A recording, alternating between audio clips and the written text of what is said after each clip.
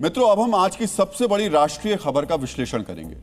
UGC के नए नियम का विरोध कर रहे छात्रों ने पहली लड़ाई जीत ली है। सुप्रीम कोर्ट ने यूजीसी की नई गाइडलाइंस पर रोक लगा दी थी।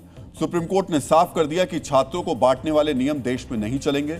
यानी यूनिवर्सिटी परिसर में देश के युवाओं को छात्रों को जाति के खांचे में बांटने वाले विवाद पर फिलहाल विराम लग गया है।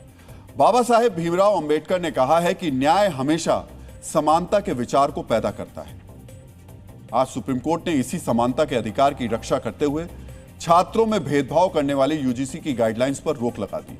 हम आपको विस्तार से बताएंगे कि कोर्ट ने यूजीसी की गाइडलाइंस पर क्यों रोक लगाई। हम चर्चा करेंगे कि सुप्रीम कोर्ट के फैसले के बाद अब आगे क्या होगा। यूजीसी की गाइडलाइंस पर आज के राजनीतिक अपडेट का भी हम विश्लेषण करेंगे, लेकिन सबसे पहले बात करते हैं सुप्रीम कोर्ट के फैसले की। सुप्रीम कोर्ट में आज यूजीसी की नई गाइडलाइंस के खिलाफ दायर 3 याचिकाओं पर सुनवाई हुई। कोर्ट ने सभी पक्षों को सुनने के बाद यूजीसी की नई गाइडलाइंस पर रोक लगाने का निर्णय लिया। सुप्रीम कोर्ट ने केंद्र और यूजीसी को नोटिस जारी कर जवाब मांगा है। कोर्ट में अगली सुनवाई अब 19 मार्च को होगी। माननीय सुप्रीम कोर्ट ने आज यूजीसी रेगुलेशंस जो नए नियम लाए गए हैं उन पे पूर्णतः रोक लगा दी, उनको अबेयंस में रख दिया है और जो पूर्व के यूजीसी रेगुलेशंस 2012 थे उनको प्रभावी किया है। केंद्र सरकार ने कहा कि ये कॉन्स्टिट्यूशनल इशू है और इसको एग्जामिनेशन इसका होना होगा। जब इसका एग्जामिनेशन होगा तब वो अपनी बात रखेंगे। बिल्कुल कोर्ट ने माना है। यही हमारा आर्गुमेंट था कि आफ्टर 77 ईयर्स ऑफ इंडिपेंडेंस अगर हम आज भी जातिगत भेदभाव की बात कर रहे हैं या हम उसको और बढ़ावा दे रहे हैं इस तरीके के रूल से, तो बिल्कुल ये गलत है। और सीजीआई ने इस चीज़ को अप्रिशिएट किया। जस्टिस बागची की तरफ से ये स्पेसिफिक कमेंट आया कि अगर इस तरीके के रूल बनाए जाएंगे तो जैसे कि यूएस के अंदर गोरे और कालों के स्कूल्स अलग होते हैं, उस तरीके का कहीं ना कहीं मैसेज यहाँ पे भी आता है। और इसी को लेकर जो स्टे किया गया है और अब जो आगे की कार्रवाई है, फॉर्मेशन ऑफ कमेटी की बात यहाँ रखी गई है। इसमें कहा गया है कि कैंडिडेशन लीगल एक्सपर्ट और सामाजिक कार्यकर्ता है उनको रखा जाए और रूल्स को दोबारा से देखा जाए फॉर्मिंग के लिए। यूजीसी के नए नियमों को 13 जनवरी को नोटिफाई किया गया। इसका देश भर में विरोध हो रहा था। आरोप लगा कि यूजीसी के नियम जातिवाद को बढ़ावा देने वाले और छात्रों को बांटने वाले हैं। सुप्रीम कोर्ट के फैसले से यूजीसी की नई गाइडलाइंस के खिलाफ सड़क पर दिख रही आक्रोश की अभिव्यक्ति मध्यम पड़ गई। लेकिन आज सुप्रीम कोर्ट ने जो कहा वो समाज हित और देश हित की चिंता करने वाले हर सजग भारतवासी को समझना जरूरी है। सुप्रीम कोर्ट ने आज जो भी टिप्पणी की वो सिस्टम की लापरवाह सोच को रेखांकित करती है। हम विस्तार से आपको बताते हैं कि कोर्ट ने यूजीसी की नई गाइडलाइंस पर रोक लगाते हुए क्या क्या कहा।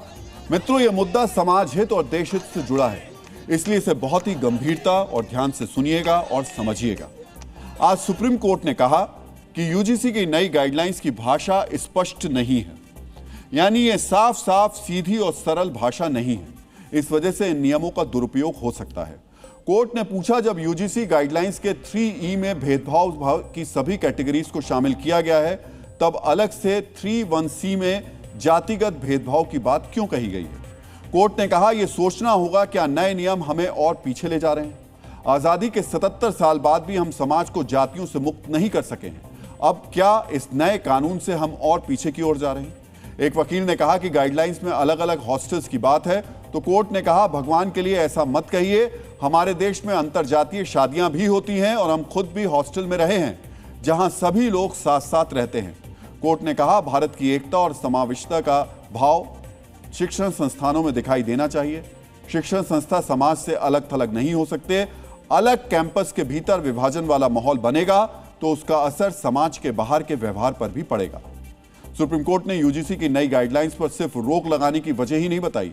आज कोर्ट ने यह भी कहा, यह बहुत गंभीर मामला है। अगर हम दखल नहीं देंगे तो ये नियम समाज के लिए विभाजनकारी हो सकते हैं। इसके खतरनाक परिणाम हो सकते हैं।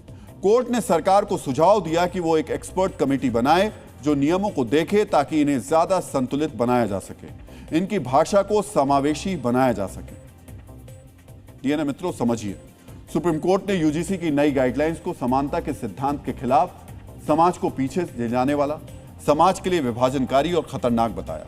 फिलहाल इस पर रोक लगी है। इन नियमों को रद्द नहीं किया गया है, इसीलिए विरोध करने वाले कह रहे हैं यह आंशिक विजय है, लड़ाई अभी बाकी है। यह हम लोग की विजय ही है, लेकिन आंशिक ही विजय है। पूरी तरह से जब तक वापस नहीं होता है और संशोधन नहीं होता है, हम लोग लोकतांत्रिक तरीके से अपनी बात रखते रहेंगे, लड़ाई लड़ते रहेंगे। लेकिन 19 के बाद अगर स्टे अगर फिर से वापस होगा तो फिर हम लोग बड़ा आंदोलन किया जाएगा कि जब तक हमारा मुख्य मांग है कि जिससे पूरी तरीके से रद्द हो। आज बड़ी खुशी का माहौल है। सभी नौजवानों ने, सभी साथियों ने पूरा दिन रात एक करके इसके खिलाफ लड़ाई लड़ी। ये हमारे लिए आज जश्न का दिन है, आज हमारे लिए खुशी का दिन है, हमारे लिए उत्सव का दिन है। इसलिए आप देखेंगे कि 19 मार्च तक के लिए रोक लगा। मार्च में होली है, लेकिन होली अभी मनाया जा रहा है। ये संघर्षों की जीत है, ये न्यायतंत्र की जीत है, ये भारत की एकता की जीत है, ये भारत की अखंडता की जीत है, भारत के न्याय प्रभुता की जीत है। सुप्रीम कोर्ट का बहुत बहुत आभार, बहुत बहुत धन्यवाद जो उनका ये फैसला आया कि इस कानून पे स्टे लगा दिया। और सरकार से भी हम यही अपील करते हैं, ये निवेदन प्रार्थना करते हैं कि ऐसे कानून ना लाए जाएं। अभी स्टे लगा है, स्टे लगाना चलिए अच्छी बात है, स्टे लगाया, परंतु अभी पूर्ण रूप से जीत नहीं हुई है। सुप्रीम कोर्ट ने इस पे स्टे लगाया, बहुत सही किया, लेकिन सिर्फ स्टे से काम नहीं होगा, ये रोल बैक होना चाहिए। मित्रों, स्वामी विवेकानंद ने कहा है कि सभी प्राणियों में समानता देखना मुक्त व्यक्ति की निशानी है। मित्रों, सुप्रीम कोर्ट के फैसले के बाद सवाल यही है, क्या ये नियम पूर्वाग्रह मुक्त मन से ड्राफ्ट किए गए? ये सवाल बड़ा है क्योंकि 13 जनवरी के बाद देश में विद्वेष का जो सार्वजनिक प्रदर्शन हुआ वो चिंतित करने वाला है। और ध्यान रखिए, नियम अभी रद्द नहीं किए गए। हमने डीएनए में यूजीसी के नए नियम को लेकर चल रहे आंदोलन की जानकारी लगातार आपको दी। हमने 23 जनवरी को यूजीसी के नए नियम का विश्लेषण किया। 27 जनवरी के संस्करण में हमने यूजीसी का नया नियम ड्राफ्ट करने वालों की मंशा को लेकर कुछ सवाल खड़े किए। हमने सिस्टम से यह सवाल पूछा था कि आज छात्रों के लिए शिक्षण संस्थाओं के लिए क्या जरूरी है। सुप्रीम कोर्ट की टिप्पणी में भी उसी भावना और चिंता की अभिव्यक्ति हुई है। मित्रों, हमने सिस्टम को सचेत करते हुए कहा था यूजीसी के नए नियम युवाओं को बांटने वाले हैं। आज सुप्रीम कोर्ट ने कहा यूजीसी के नए नियम विभाजनकारी हैं। हमने नियम ड्राफ्ट करने वाले अधिकारियों को सचेत किया था कि युवाओं को जाति के आधार पर बांटने से देश को नुकसान होगा। आज सुप्रीम कोर्ट ने कहा इस बांटने वाली गाइडलाइंस के खतरनाक परिणाम होंगे। हमने 27 जनवरी को डीएनए में सिस्टम की मंशा पर सवाल उठाए कि देश में शिक्षा की गुणवत्ता सुधारने पर काम करना चाहिए, छात्रों को बांटने वाली गाइडलाइंस पर नहीं। और आज सुप्रीम कोर्ट ने भी कहा ये नियम पीछे ले जाने वाले हैं, यानी शिक्षा में सुधार करने वाले नहीं। हमने डीएनए के विशेष एडिशन में यूजीसी के कर्ता धर्ताओं को सतर्क करते हुए बताया था ये नियम एकजुट भारत की भावना के खिलाफ है।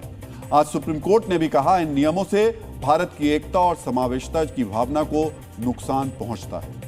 हमने ये सवाल अपनी तरफ से नहीं गढ़े थे। हमने भारत प्रथम भावना रखने वाले हर भारतीय की संवेदनाओं को मंच दिया। आज जब सुप्रीम कोर्ट ने यूजीसी की नई गाइडलाइंस को विभाजनकारी और खतरनाक बताया है तो वो सभी लोग खुशी जता रहे हैं जिन्होंने इन नियमों का पहले दिन से विरोध किया। जिस प्रकार की गाइडलाइन थी ये अंततोगत्वा हिंदू समाज को टुकड़े टुकड़े में बिखेर देती। सर्वोच्च न्यायालय ने आज इस पर रोक लगा करके भारतीय संविधान के मूल तत्वों की रक्षा की है। सुप्रीम कोर्ट भारत की एकता अखंडता शांति को बचा लिया, लेकिन भारत सरकार को इस पर पुनः गंभीरता से विचार करना चाहिए और इस देश में समान शिक्षा नीति लागू होना चाहिए। सर्वोच्च न्यायालय का यह एक ऐसा कदम है जो आज देश को नरसंहार से बचा दिया। देश का युवा अत्यंत पीड़ित था, बेटियां, नौजवान, समाज में विद्रोह की स्थिति पैदा हो गई थी। इस विद्रोह की स्थिति को आज सर्वोच्च न्यायालय के निर्णय ने एक ऐसी दिशा दे दी है जिससे समाज में अब शांति का माहौल खड़ा हो जाएगा। यूजीसी नहीं बल्कि यूसीसी की जरूरत है, सामान्य नागरिक संहिता की जरूरत है। सभी के लिए कानून एक समान होना चाहिए, किसी के साथ भेदभाव और उत्पीड़न की स्थिति नहीं होनी चाहिए।